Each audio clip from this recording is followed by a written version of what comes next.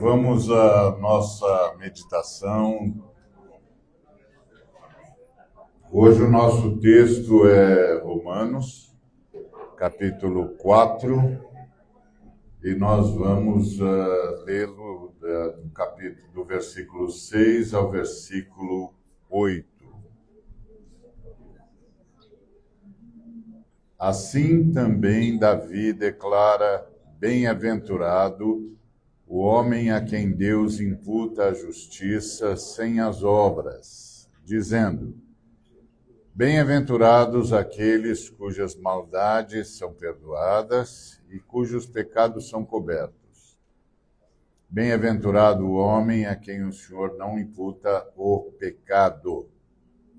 Romanos, capítulo 4, versículos 6 a 8.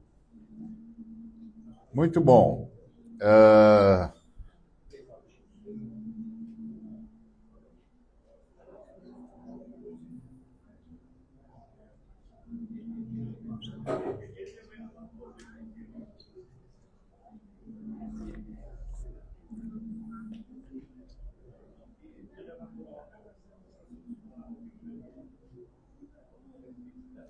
Então, Romanos, capítulo 4, do versículo 6 ao versículo 8.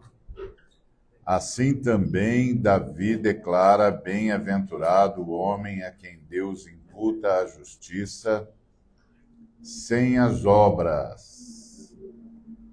A quem Deus imputa a justiça sem as obras. Assim também Davi declara: bem-aventurado o homem a quem Deus imputa a justiça sem as obras, dizendo: bem-aventurados aqueles cujas maldades são perdoadas e cujos pecados são cobertos. Bem-aventurado o homem a quem o Senhor não imputa o pecado, a quem o Senhor não imputa o pecado.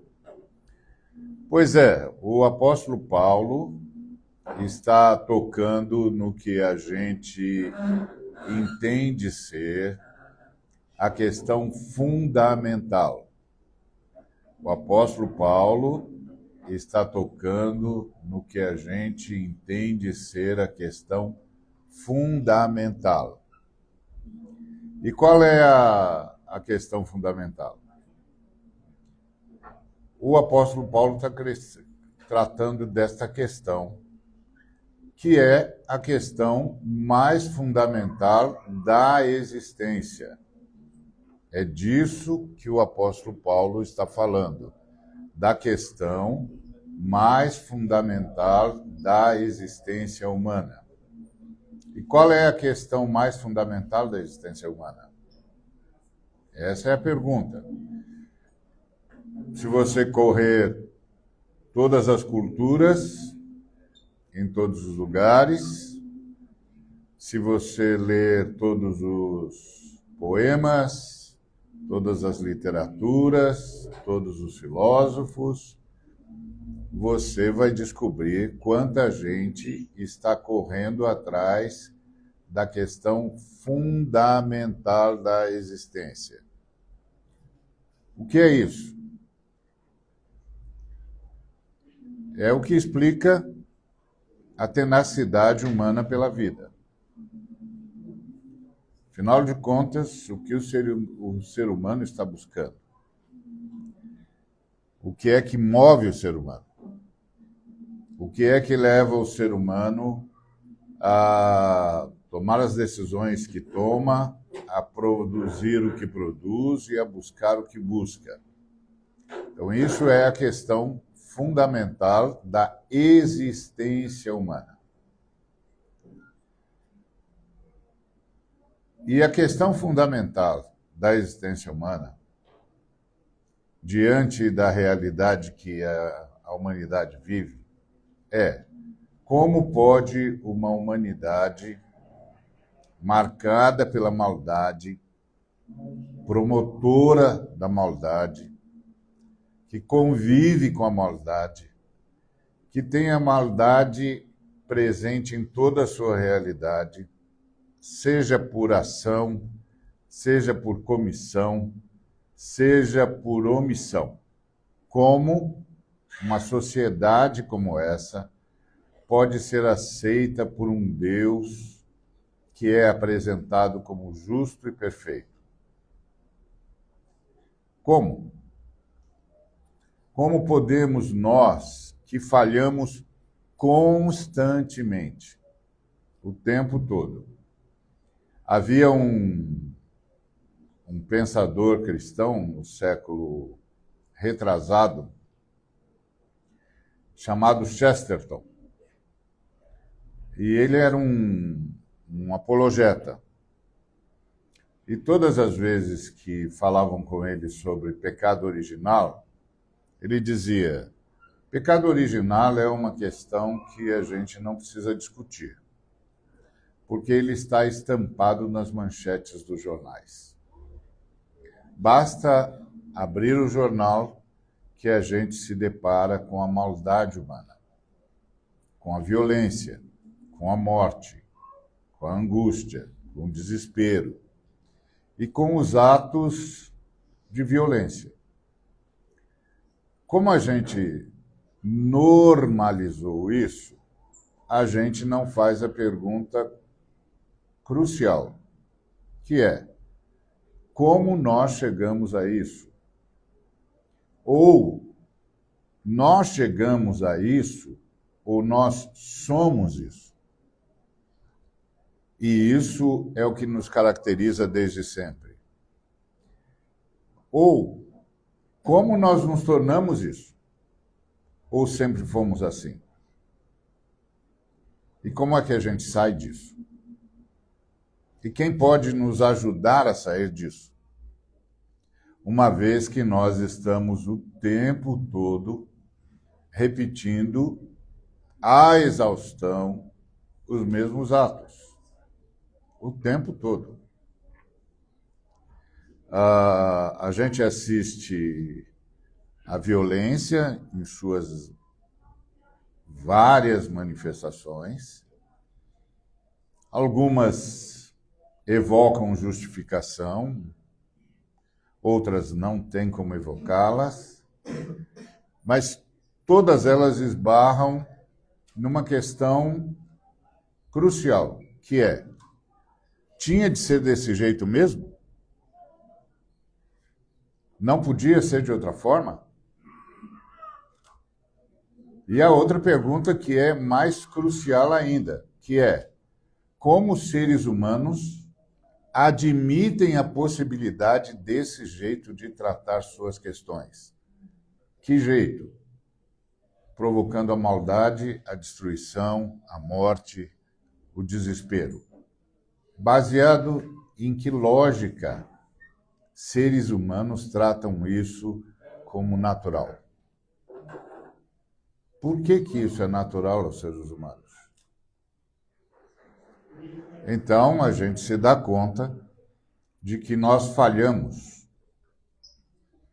Nós falhamos como sociedade, nós falhamos nos nossos relacionamentos, nós falhamos como espécie. Nós somos uma espécie que se devora. Por quê? E aí, é óbvio, se nós falhamos como espécie, se nós falhamos como comunidade, se nós falhamos como sociedade, como o Criador pode nos aceitar? O erro é do Criador? O Criador nos fez assim? Ou nós nos tornamos assim? Se o Criador nos fez assim, então o guião, o roteiro, está sendo cumprido. Mas se o Criador não nos fez assim, e nós nos tornamos assim, então nossa relação com o Criador está inviabilizada. porque isso só se explica com um ato de rebelião. E era isso que o Chesterton dizia aos seus debatedores. Não preciso me esforçar muito para falar sobre o pecado original. Ele está exposto nos periódicos. Qualquer um que abrir qualquer jornal vai vê-lo. Seres humanos praticando a maldade de modo absurda e naturalizando isso. Naturalizar algo é terrível, porque é dizer que isso faz parte da condição humana. Que isso faz parte da condição de ser gente. E isso é uma denúncia contra nós. É óbvio. Se a violência faz parte da condição humana, então nós somos uma espécie perigosa para o planeta. Somos uma espécie perigosa para as demais criaturas do planeta. E somos uma espécie que não tem o direito de sobreviver. Então era isso que o Chesterton o tempo todo chamava a atenção. Eu não vou gastar tempo, dizia ele, tentando explicar o óbvio, tentando demonstrar o óbvio. As manchetes já o denunciam. Está na manchete, está na voz de todo periodista, está na voz de todo jornalista. Logo, nós falhamos. A grande pergunta: o Criador nos fez assim, e isso é um guião, é um roteiro, ou nós nos tornamos isto? É a resposta das Escrituras. E as Escrituras dizem: nós nos tornamos assim. Nós não éramos assim. Nós nos tornamos assim. E isso é uma questão gravíssima. Há certas questões que são sempre tratadas para além da obviedade, como se a obviedade não fosse profunda o suficiente. É a mesma coisa do sujeito que diz assim: vamos debater a existência de Deus. Quando a pessoa faz esse tipo de colocação, ela já está entrando em contradição de termos, porque você não pode debater sobre algo que não existe. Isso é o óbvio ululante. Se você vai debater sobre a existência de algo, é porque algo existe. Porque você não pode imaginar o que não existe. Você não tem parâmetro para isso. Então, você tem de admitir que a maioria da humanidade declara que existe Deus. Senão a gente nem estaria debatendo isso. A maioria absoluta da humanidade diz: há algo no universo. Bom. A questão da humanidade é perguntar quem está no universo. Quem é esse algo? Se esse algo é pessoal ou é impessoal. Mas que há algo no universo, todas as culturas admitem. Todas. Invariavelmente. E por mais que as pessoas digam é ignorância, isso não é verdade. Culturas avançadíssimas, que inclusive foram capazes de proezas que até hoje nós não somos capazes de repetir, tinham plena consciência. Há algo no universo. E isso foi evoluindo para alguém no universo. E a grande pergunta era: quem? E aí os hebreus disseram para nós: sim, há alguém no universo e ele falou conosco. Então, a questão do debate sobre Deus não é se Deus existe ou não, é quem é. Porque que ele existe é óbvio, senão a gente não estava debatendo. Você não pode debater sobre o que não existe. Já veio a existência. E todas as culturas, em todos os tempos, em todas as fases da história humana, admitiram o óbvio. Há alguém no universo. É a navalha de Ockham. Se você tem uma pergunta, preste atenção, porque a resposta pode estar no mais simples possível. Que é, todo mundo diz que existe? Todo mundo diz que existe. Todas as culturas dizem que existem? Todas as culturas dizem que existe. Todos os seres humanos têm, no mínimo, essa desconfiança? Todos. A maioria absoluta. Qual é a resposta mais simples a isso? Existe. A gente só tem de saber quem é. E aí é que chegam os hebreus e dizem, nós sabemos, ele falou conosco. E aí vem Jesus Cristo e plastifica isso de forma incontestável. Então, uma vez que isso está posto, fica claro que nós estamos com um problema. Porque aí os hebreus nos contaram o que foi que aconteceu conosco. Ele veio falar com a gente e ele nos disse o que foi que aconteceu conosco. Ponto. E o que ele disse é que nós nos tornamos malignos. Nós nos tornamos contaminados pela maldade. Então, a questão fundamental da existência é: poderemos ser aceitos de novo?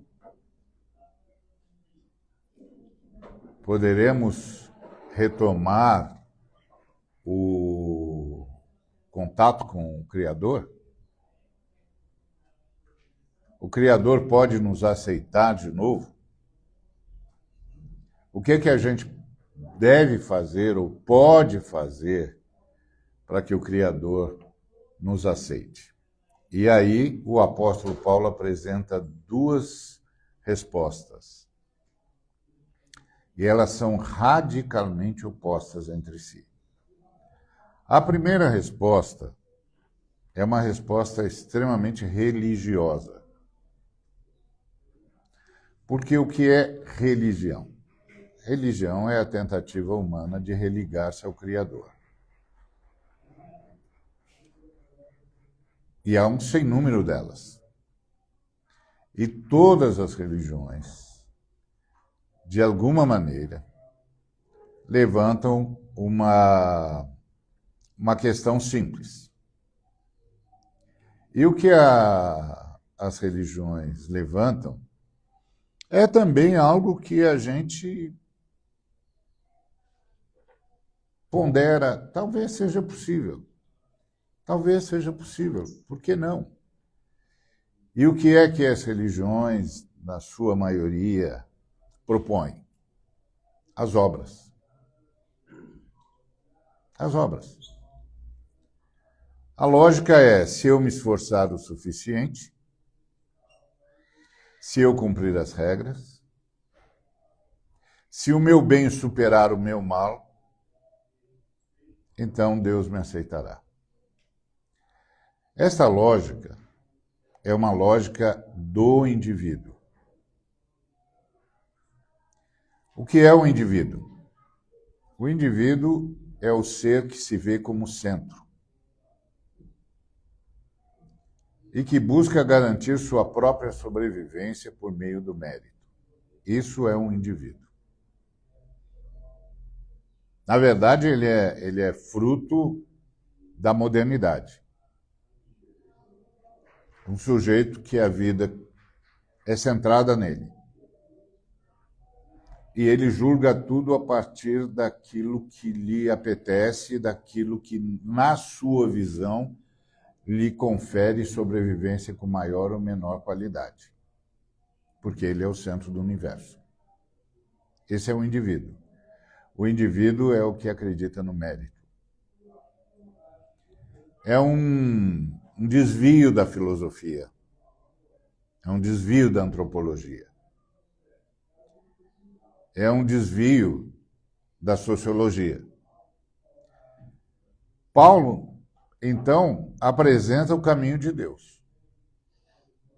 Se esse é o caminho do indivíduo, se esse é o caminho do desvio religioso, se esse é o caminho do desvio filosófico, se esse é o caminho do desvio antropológico, qual é o caminho de Deus?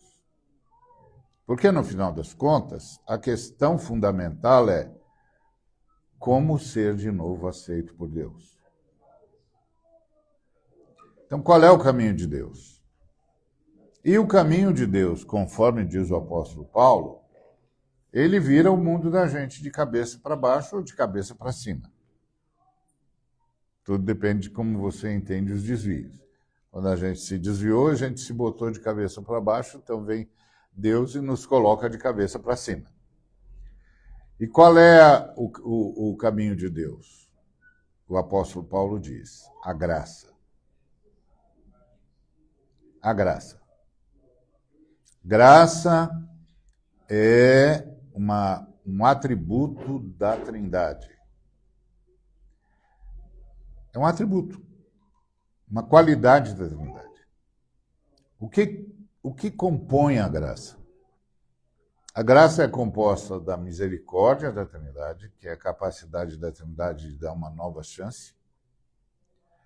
Ela é composta pela benignidade da Trindade, que é a capacidade da Trindade de só pensar o bem acerca das suas criaturas. E ela é composta pela bondade da Trindade, que é o que leva a Trindade a só atuar o bem, só fazer o que é bom.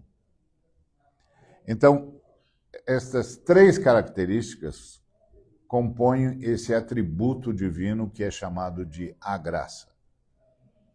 A sua misericórdia, que é a sua capacidade de dar uma segunda chance, e é diária. A sua benignidade, que é a sua capacidade, a sua postura de sempre querer o bem. Uma pessoa benigna é uma pessoa que sempre quer o bem do outro, quer o bem do próximo.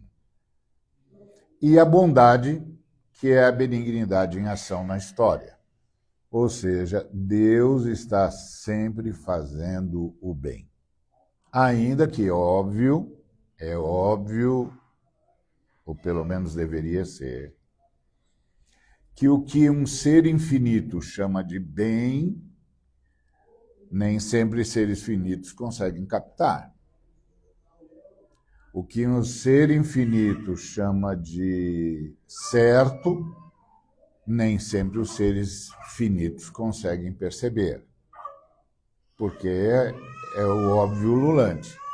Entre o finito e o infinito, a distância é incomensurável e intransponível. Tá certo?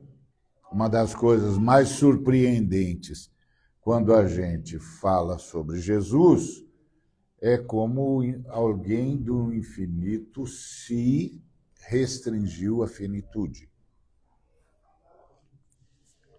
Como alguém da eternidade se restringiu ao tempo. Como alguém da imortalidade se restringiu à morte.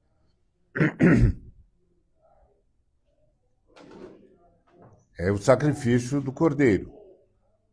O sacrifício do Cordeiro não é a cruz. A cruz é a manifestação do sacrifício.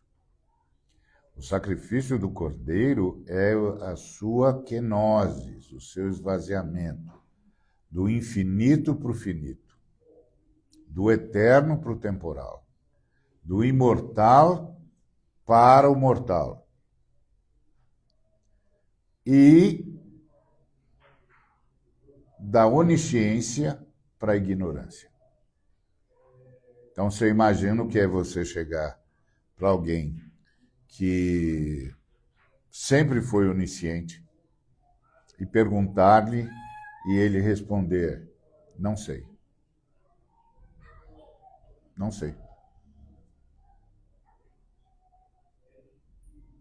Como os irmãos que perguntam, a mãe dos meninos que perguntam para ele: meus filhos, você pode pôr meus filhos um à direita e outro à esquerda?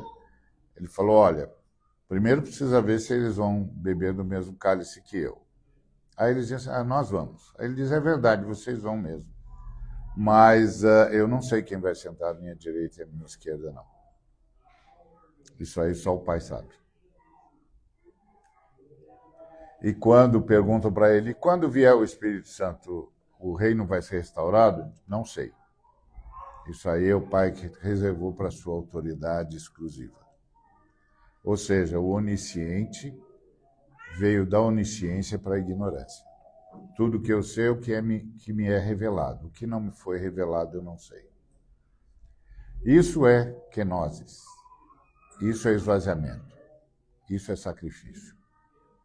Por isso que a fala de Paulo é: tende em vós o mesmo sentimento que houve em Cristo Jesus, que, estando em forma de Deus, não se agarrou a isso,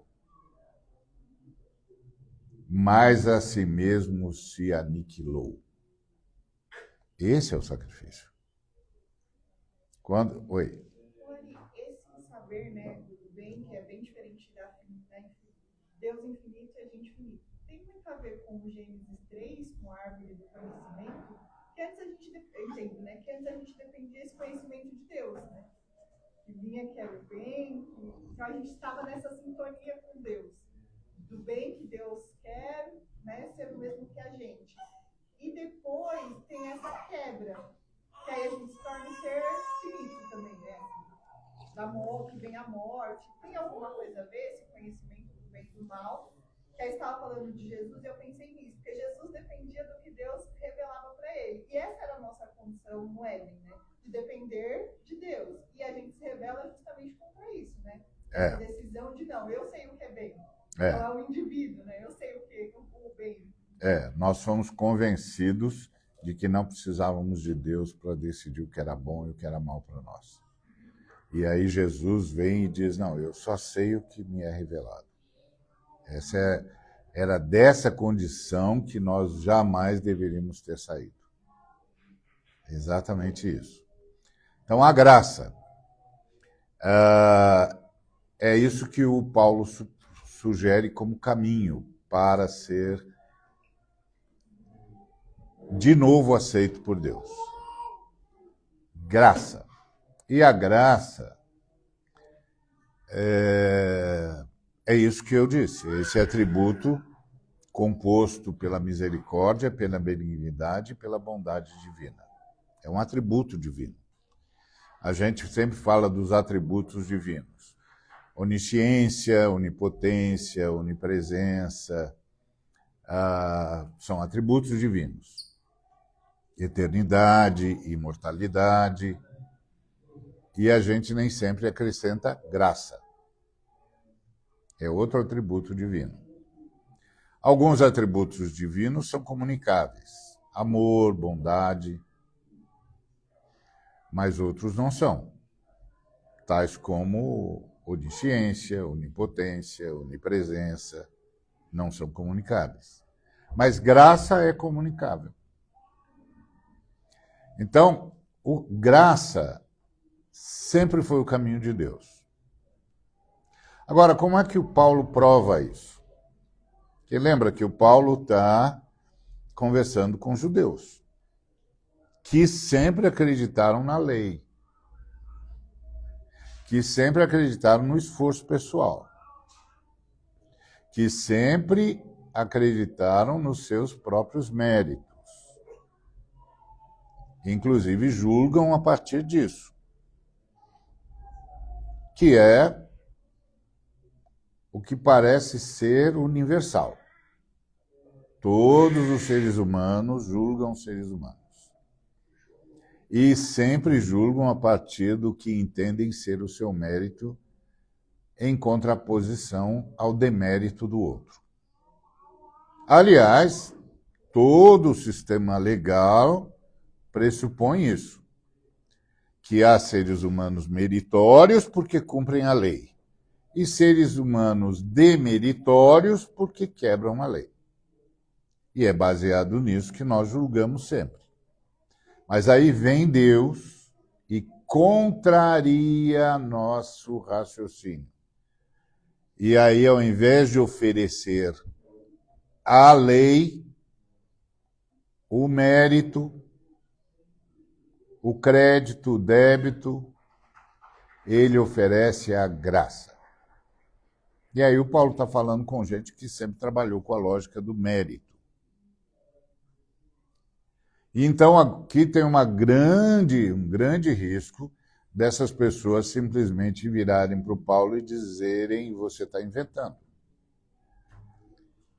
Você está trazendo um dado que não está nas Escrituras.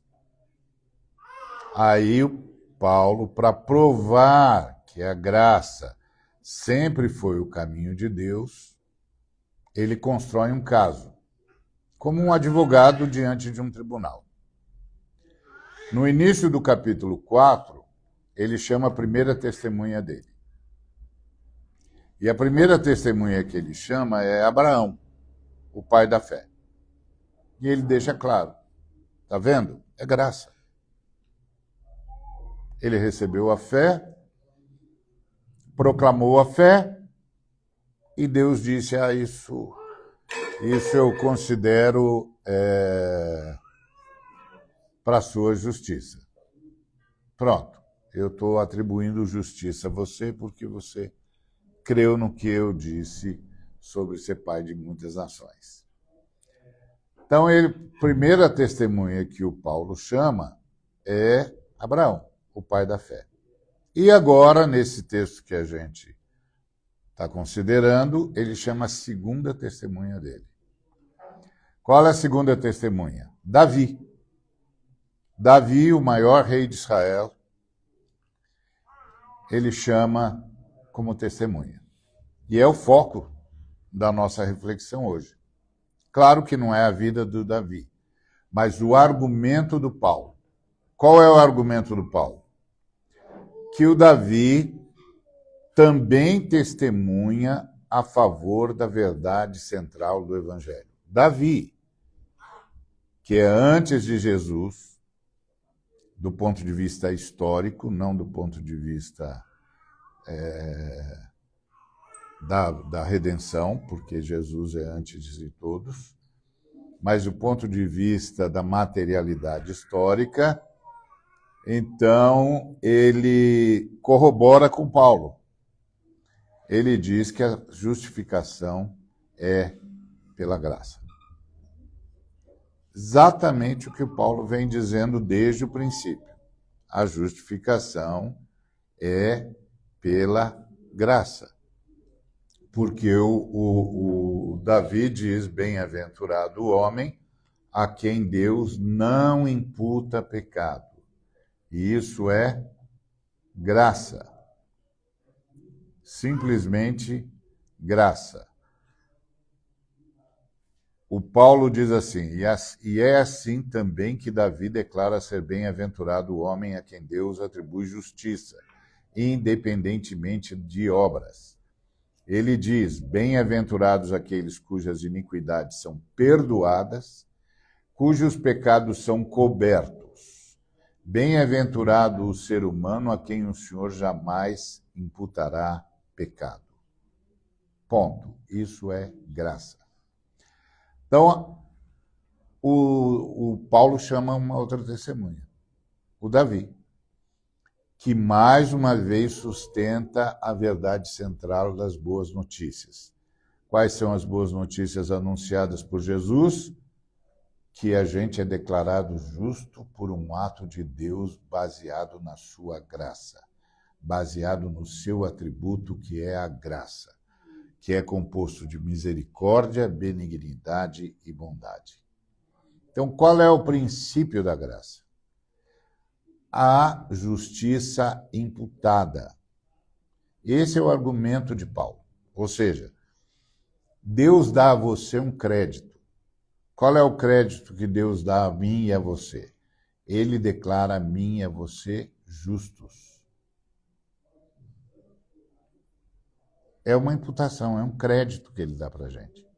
O argumento de Paulo é cristalino. Ele diz: Davi também declara bem-aventurado o ser humano a quem Deus imputa a justiça sem as obras, sem mérito.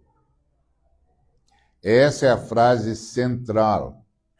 A palavra imputar significa acreditar, colocar na conta. É isso que a gente muitas vezes faz entre nós. Eu vou colocar na sua conta. Então, Deus colocou na minha conta, colocou na sua conta, colocou na nossa conta. O quê? A declaração de justo. Ponto. O Paulo está dizendo que a condição de ser aceito por Deus, ou seja, ser declarado justo, porque Deus só aceita os justos, é fruto de uma declaração. Deus declarou você justo. Não tem nada a ver com o seu mérito.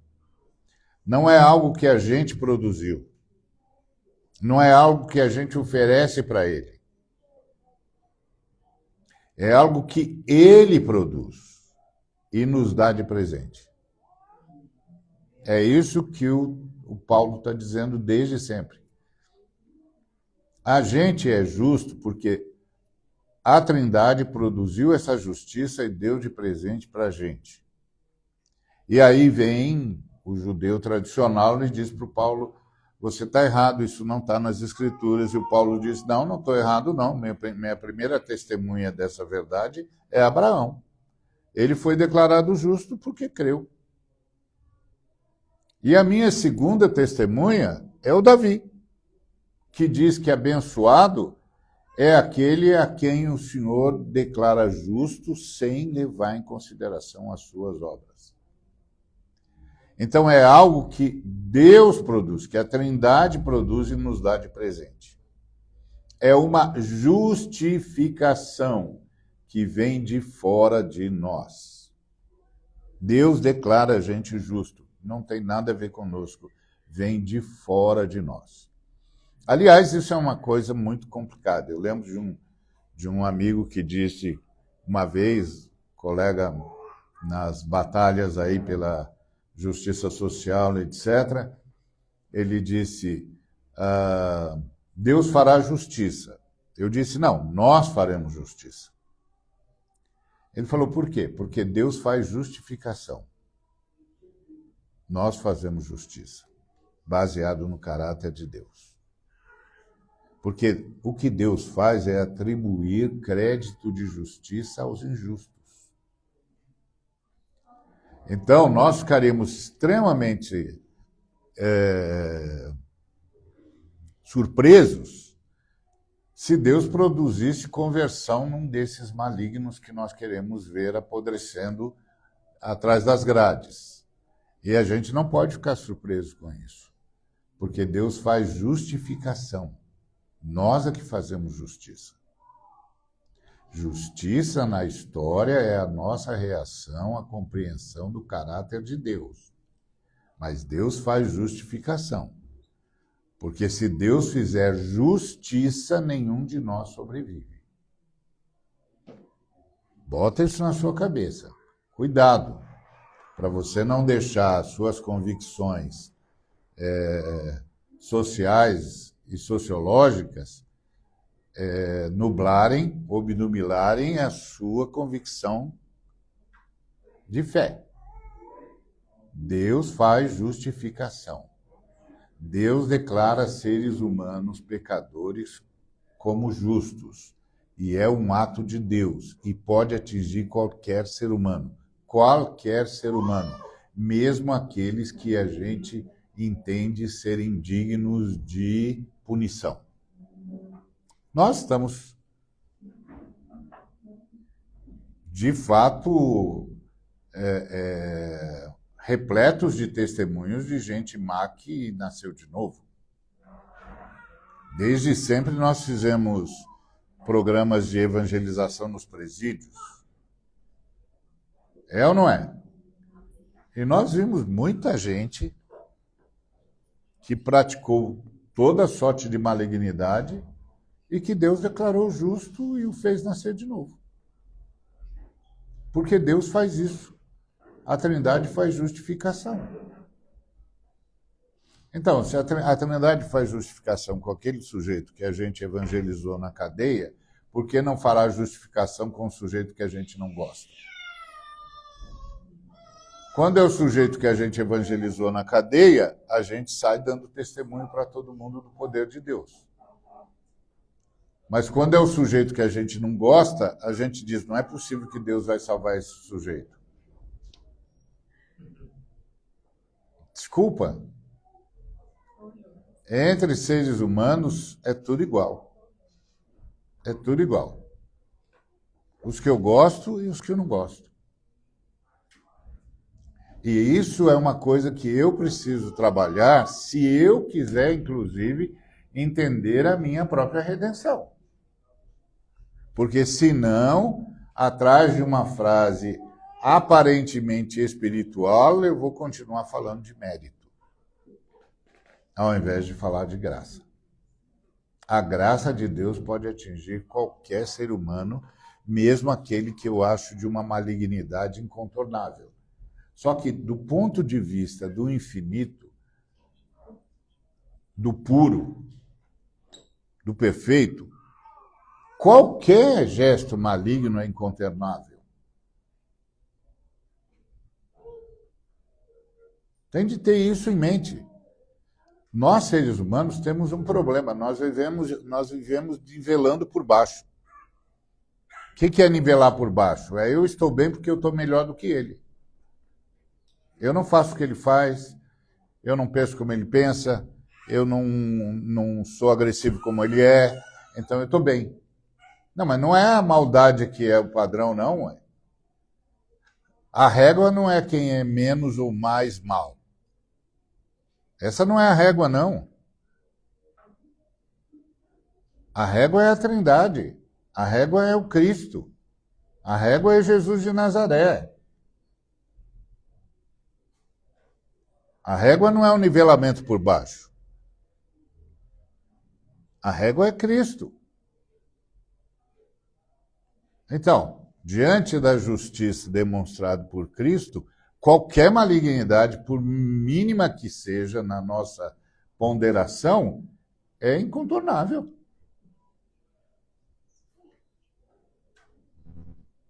Simples assim. Então, a nossa declaração de justos é produzida pela Trindade e nos dada de presente. Então, é uma declaração. Pastor, se o senhor puder me esclarecer. O senhor certamente poderá. Se o senhor puder me... Eu já não tenho tanta certeza. Vai falar, brincando. Isaías 64:6 diz que todas as nossas justiças são como trapo de imundícia, e aí trapo de imundícia tem referência a Deus, diante de Deus. Eu entendo que é referencial a Deus, mas nós não podemos acreditar em justiça aqui na Terra. Na minha opinião, humilde, se eu estiver errado, o senhor me corrige que eu mudo. Porque o ser humano é falho, é cheio de paixão, é cheio de ódio. A nossa balança tem pesos de alinhamentos, de pré-formação. Chega, você já sabe para onde eu vou. Obrigado. Não, então, mas do que é que nós estamos falando? Nós estamos falando de justificação. Justificação é divina. Justificação é divina. Ponto.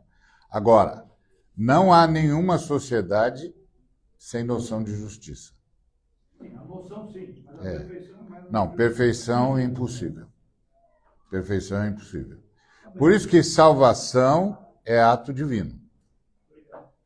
Agora, não há nenhuma sociedade sem noção de justiça mínima, porque senão a vida em sociedade se torna impossível.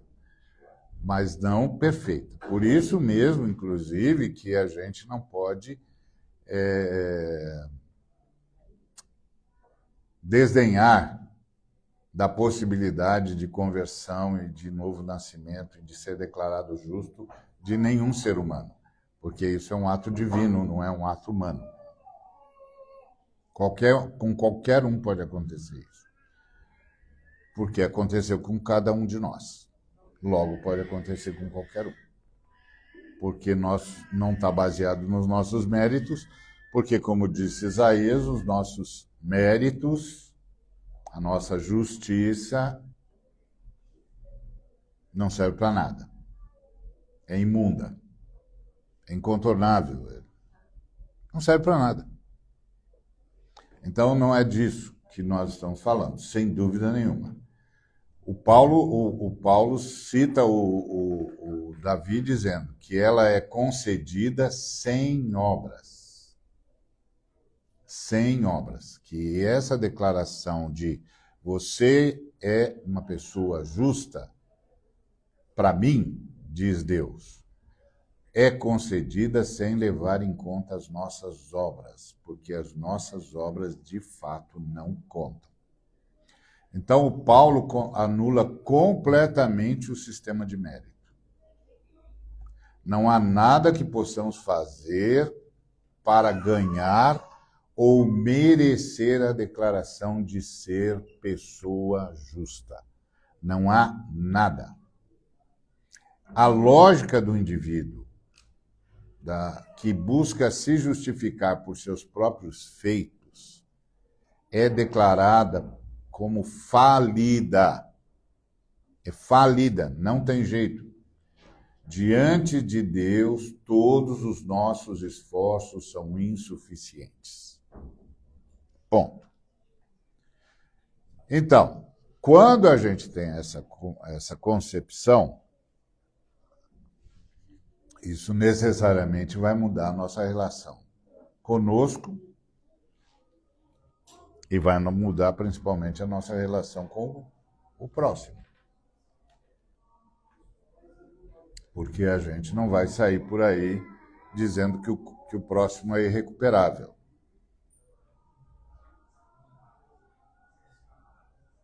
Porque nós estamos falando de um milagre. A redenção é um milagre. Eu só sou reconhecido como uma pessoa justa por milagre. Você só é reconhecida como uma pessoa justa por milagre. É um presente de Deus. Então, diante de Deus, todos os nossos esforços sempre serão insuficientes. E aqui a gente entende a profundidade da graça. Qual é a profundidade da graça? É que a justificação, ou ser declarado justo, não é Deus ajudando a gente a ser bom. Tem que tomar cuidado com isso. Ser declarado justo não é Deus ajudando a gente a ser bom. Porque isso também pode ser uma esparrela que a gente cai. A tentação de dizer Deus está me fazendo uma pessoa boa. Não. Ser declarado justo não tem nada a ver com Deus nos ajudando a ser gente boa. Não. É Deus declarando que a gente é justa, é uma pessoa justa, quando em nós mesmos nós não passamos de pecadores. Então, é como você chegar para Deus e dizer, o fulano aqui é um pecador. E Deus olha para ele e diz, não, ele é justo. Não. Desculpa, Deus. Acabei de ver ele pecando. Acabei de ver.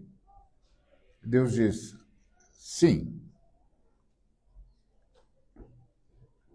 Mas ele não é pecador. Ele é justo. Por que ele é justo? Porque eu declarei ele justo. Eu posso trocar essa palavra justo por justificado. Justo e justificado é a mesma coisa na Bíblia. É. Exatamente. Eu declarei justo. Porque é isso que Deus faz. Deus faz justificação. Deus faz justificação. Claro que alguém pode perguntar, e nos processos em que a gente busca justiça, o que Deus faz? Ele nos apoia nesse processo e envia os seus anjos para nos ajudar. Que é diferente de justificação. Justificação é uma questão eminentemente de relação entre nós e Deus. Por que Deus aceita você? Porque Ele declarou você justo. Ponto. Deus me aceita porque eu sou justificado por meio de Cristo. Não. Você é declarada justa por causa do que Cristo fez. Porque dá a impressão de que eu fui em direção a Cristo, e aí, porque eu fui em direção a Cristo, eu fui declarado justo. Não. Eu fui levado a Cristo para ser declarado justo. É diferente. Não é o meu movimento, é o movimento de Deus. Como o próprio Cristo disse, ninguém vem a mim se o Pai não trouxer.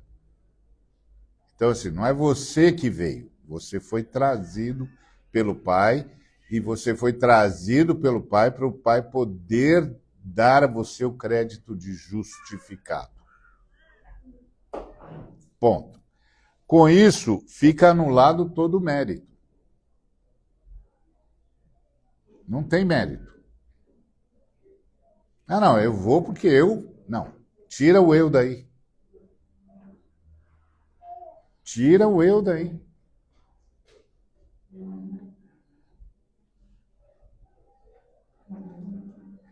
Pela graça sois salvos, mediante a fé. Isto não vem de vós. É presente de Deus. Não de obras, para que ninguém se glorie. Tá certo? Então é disso que o Paulo está falando. Deus declarando-nos justos. Quando nós, em nós mesmos, continuamos seres pecadores. Tá certo? Diga, Fábio. Uma dúvida, porque eu já vi vários infinitos debates sobre isso, mas eu não consegui chegar numa conclusão. O isto se refere à graça ou à fé? Aos dois. Aos dois? Porque graça é um atributo de Deus. E fé é uma possibilidade dada aos homens. É dom. É presente. Porque graça é de Deus. Graça é um dos atributos de Deus. Ele é onisciente, onipotente, onipresente, soberano, eterno, imortal e pleno de graça. Então, isso são atributos divinos. Fé é dado a seres humanos. Ponto. É dado por Deus. Então, Deus nos declara justos quando somos em nós mesmos pecadores. E essa declaração não é um ato jurídico. Não é um ato jurídico. E isso tem de ficar muito claro. Esse tem sido, inclusive, um equívoco desde Anselmo passando por Calvino. Qual é o equívoco desde Anselmo passando por Calvino? Que a salvação é um ato jurídico. A salvação não é um ato jurídico. A salvação é um ato gracioso. Porque jurídico exige punição. A salvação não é um ato jurídico, é um ato gracioso. Por quê? Porque se fosse um ato jurídico, Deus teria de salvar todos os descendentes de Adão. Porque se Jesus morreu para pagar uma dívida legal, ele só pode ter morrido no lugar de Adão. Se ele morreu no lugar de Adão, todos os descendentes de Adão são beneficiários disso. Mas a Bíblia não diz que ele morreu no lugar de Adão. Ele diz que ele morreu para ser o novo Adão. 1 Coríntios 15. Que ele é o último Adão. Que, portanto, a humanidade tem 2 cabeças. O primeiro Adão e o último Adão. Os seres humanos que estão no primeiro Adão continuarão na região das trevas. E os seres humanos que foram transferidos do primeiro Adão para o segundo Adão entraram na região da luz. Então, Anselmo e depois Calvino insistiram que Deus estava morrendo para pagar uma dívida. Mas, na verdade, Deus não estava morrendo em Cristo Jesus para pagar uma dívida, mas para ser uma nova matriz para a humanidade. O último Adão.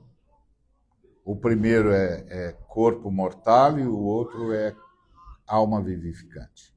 Espírito vivificante. Espírito vivificante. Então, essa é a ideia. O segundo Adão. Então, por que eu fui declarado justo? Porque eu fui transferido de matriz. E é um ato divino. Depois, ao ser transferido de matriz, eu recebo uma nova natureza humana. Essa nova natureza humana vai frutificar o fruto do Espírito e vai enfrentar a minha identidade pecaminosa, porque é o jeito errado que eu aprendi a ser gente. E esse é o grande trabalho que nós chamamos de santificação, que na verdade não é a santificação do espírito, é a santificação da alma, da consciência, do jeito de ser gente. Aprender a ser gente de outro jeito. Mas a gente não é declarado justo por causa disso. A gente é declarado justo porque a gente mudou de matriz. Então a palavra de Deus é criadora. Por isso que Jesus Cristo disse para Nicodemos: quem não for criado de novo não entra no reino de Deus. Jesus foi muito claro. E o Nicodemos ainda disse: peraí, não estou entendendo. O senhor está dizendo que a gente tem de entrar no ventre materno de novo? E Jesus disse: não, quem é nascido da carne é carne, quem é nascido do Espírito é Espírito. É um novo nascimento, uma nova criação. Portanto, a partir de uma nova matriz humana. Qual é a nova matriz humana? Jesus Cristo. Tá certo? Então, a palavra de Deus é criadora. Ao nos declarar justos em Cristo, ele nos recria. Só quem foi criado de novo a partir de Cristo Jesus está no reino de Deus. Ponto. Então, ele nos resgata da condição de indivíduos isolados e nos restaura a nossa vocação original, que é sermos pessoas, seres relacionais, feitos para a convivência com ele e com os outros. Qual a diferença entre o indivíduo e a pessoa? O indivíduo se vê nascido para viver. E a pessoa se vê nascida para conviver. Entendeu a diferença? Quando um sujeito diz: eu nasci para viver significa que eu farei tudo que for possível para viver e viver da melhor forma possível. Não importa quanto isso custe. E não importa a quem custe. Isso chama-se sobrevivência. Eu nasci para viver e eu vou viver. E eu vou viver da melhor forma possível. Não importa quanto isso custe e a quem isso custe. Agora, há o outro ser humano que tem uma outra consciência. Eu nasci para conviver. A minha existência depende de outras existências. Então, eu nasci para conviver com outras existências, para cooperar com a existência de todos, para assim também conseguir existir. Porque ninguém consegue existir sem os demais. Viu a diferença? Então, quem nasce para viver vai ser capitalista. Quem nasce para conviver vai ser socialista, usando uma linguagem econômica, socioeconômica. Porque o cara que nasce para viver, ele diz, eu vou viver da melhor forma possível, custe o que custar e custe para quem custar. Porque ele é o centro da sua existência. Mas aquele que tem consciência de pessoa e não de indivíduo, de pessoa, ele diz, eu nasci para sobreviver em comunhão. Portanto, nasci para conviver. Então, eu tenho de conviver com as outras existências. Eu tenho de cooperar com as outras existências. Porque eu não viverei sem as demais existências. Eu não sobreviverei sem as demais existências. Isso é uma pessoa. Isso é diferente de um indivíduo. Por isso que eu sempre digo para os irmãos, indivíduo é um conceito que não existe nas Escrituras. Tem coisas que Deus sabe, mas não conhece. Deus sabe tudo, porque Ele é Deus, mas não conhece. Deus nunca experimentou individualidade. Deus só conhece a comunidade. Deus só conhece a convivência. Entendeu a diferença? Se isso realmente foi impregnado em nós, nós vamos ver tudo à nossa volta de outra forma. E é isso que vai salvar relacionamentos, e é isso que vai salvar o planeta. Simples assim. Então, a nossa vocação original é de sermos pessoas, seres relacionais, feitos para a convivência com a Trindade e com as demais pessoas. A justificação pela graça, ou seja, por termos sido declarados justos por Deus, por sua graça, essa justificação é ato criador. Essa declaração de Deus de que nós somos justos, num movimento dele por causa da sua graça, desse seu atributo, composto pela misericórdia, benignidade e bondade, é ato criador, que nos torna pessoas novamente, que nos tira da individualidade e nos joga para a pessoalidade, que nos tira da noção de viver para a noção de conviver. Essa noção de conviver é que vai fazer de mim uma pessoa que contribui, que entende que eu não posso absorver tudo. Eu tenho de repartir, porque eu não nasci para viver, eu nasci para conviver. Tá certo? Então, quando o Espírito de Deus nos abençoa, nos acredita com essa declaração, você agora é justo, significa que o Espírito Santo mudou a gente de lugar e mudou a gente de matriz. Agora você é ser humano a partir de uma nova matriz. E essa nova matriz é o último Adão, que é Jesus. Amém? Amém.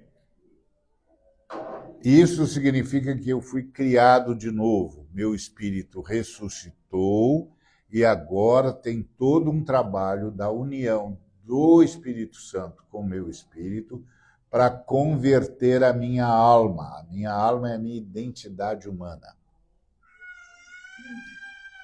E isso é que vai fazer de mim um ser humano que convive.